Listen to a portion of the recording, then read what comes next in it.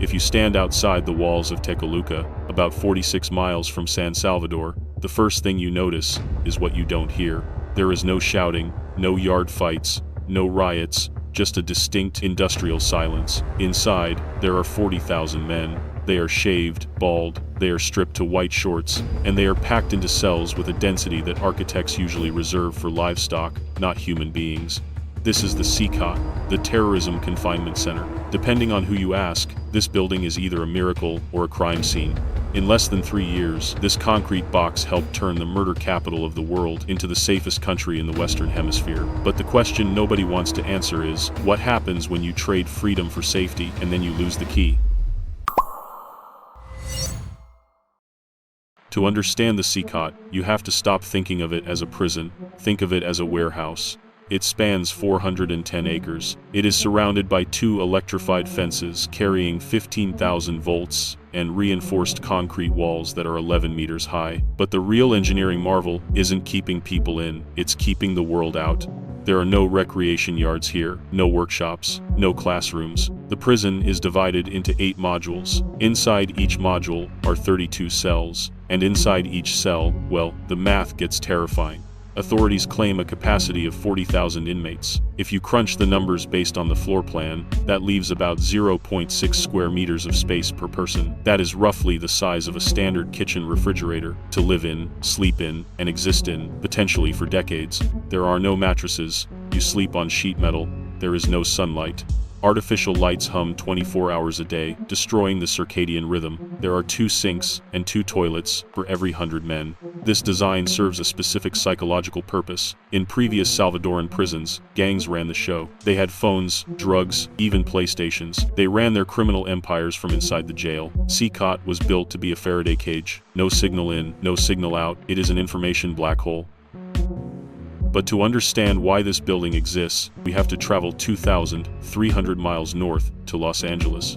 It's the 1980s. El Salvador is tearing itself apart in a brutal civil war. Thousands of refugees flee to California. But in LA, these refugees aren't welcomed. They're bullied by existing Mexican and black street gangs. So, for protection, they form their own groups. They call themselves the Mara Salvatrucha, MS-13, and Barrio 18. Fast forward to the 1990s, the US government decides the solution to gang violence is deportation. They pack thousands of these battle-hardened gang members onto planes and send them back to El Salvador, a country completely destroyed by war, with no police force and no economy. It was like injecting a virus into a patient with no immune system. The gangs took over. They didn't just sell drugs, they controlled territory. They taxed grandmothers selling pupusas. They controlled who could walk down which street. They became a shadow government. By 2015, El Salvador was seeing 103 murders per 100,000 people. It was a war zone without a war. The people were desperate. They didn't want policy reform.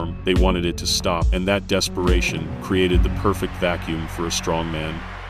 Enter Nayib Bukele. He didn't look like a politician. He looked like a tech CEO. He trolled people on Twitter. He bought Bitcoin with national reserves. He called himself the world's coolest dictator. And in March 2022, after a particularly bloody weekend where gangs killed 87 people in 48 hours, Bukele hit the nuclear button. He declared a state of exception. Constitutional rights suspended, the need for a warrant gone, access to a lawyer denied. The police went door to door. If you had a tattoo, jail. If you looked nervous, jail. If someone made an anonymous tip that you were a gangster, jail. They arrested over 75,000 people in a matter of months. That's more than 1% of the entire population, and they needed somewhere to put them. So, they built the monster.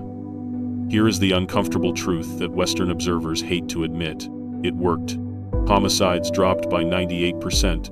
Neighborhoods that had been war zones for 30 years were suddenly peaceful. People stopped paying extortion fees. Small businesses reopened.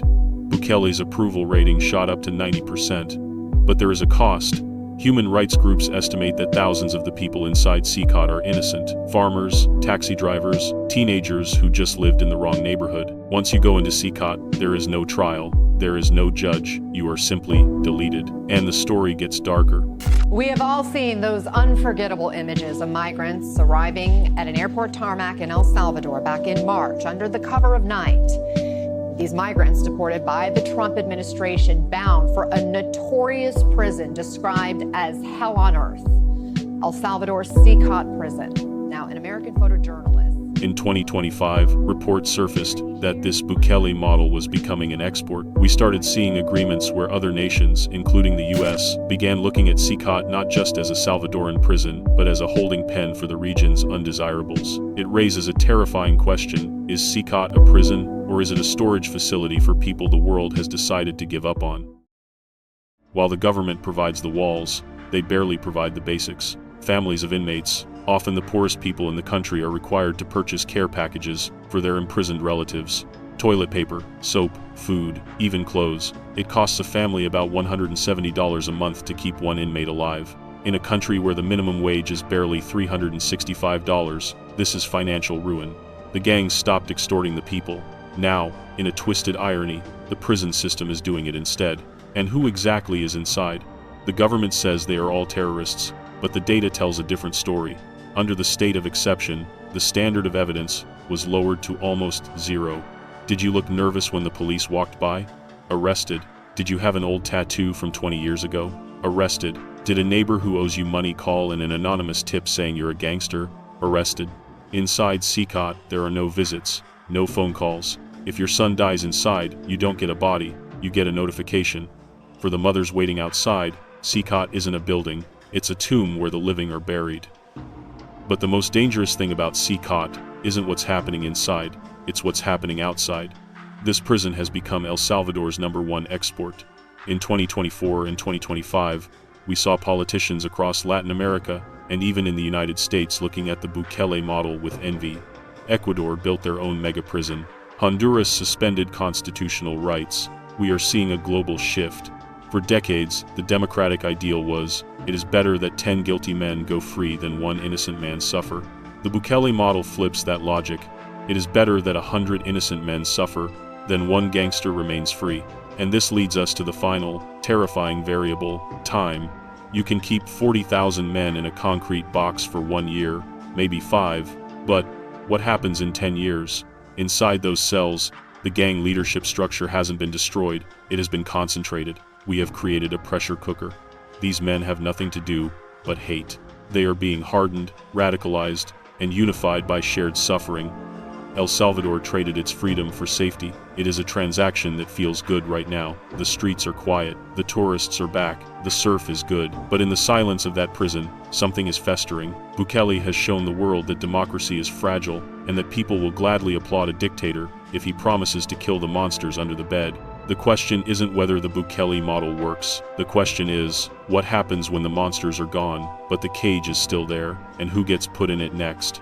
This is a developing story, and the definition of justice is changing right in front of our eyes.